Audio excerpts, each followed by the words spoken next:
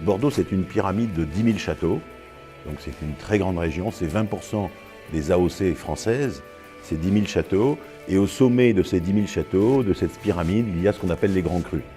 Et au sommet des grands crus, il y a les premiers crus. Alors il y a 9 premiers crus, les vins de légende de Bordeaux, et puis il y a 300 grands crus. Donc les grands crus se vendent en primeur, ce sont les seuls vins de Bordeaux qui se vendent en primeur. Et donc chaque année, on fait une présentation du millésime. Donc des gens viennent du monde entier pour goûter ce millésime. Et ça se passe normalement la première semaine d'avril, mais à cause de Pâques, on a dû changer un petit peu ça. Donc on est la deuxième semaine d'avril cette année.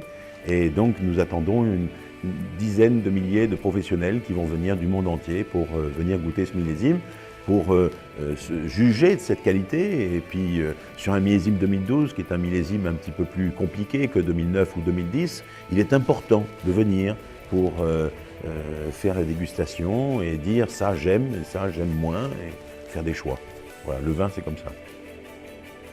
Et cette dégustation de primeur, elle a lieu chaque année, hein, toujours à la même période, et puis elle sera suivie d'ici l'été des ventes en primeur.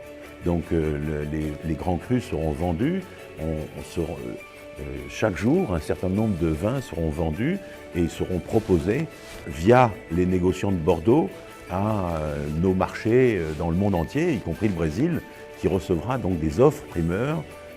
Les négociants brésiliens recevront des offres primeurs et ils pourront donc redonner ces offres à leurs clients particuliers pour acheter ces vins.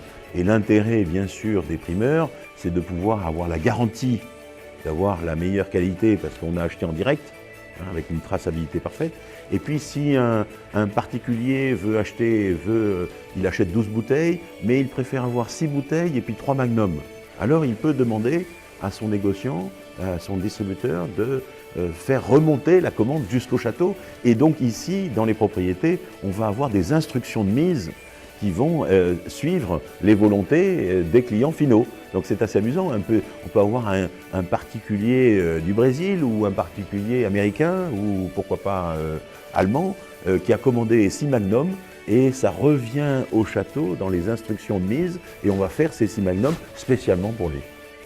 C'est quand même une belle histoire.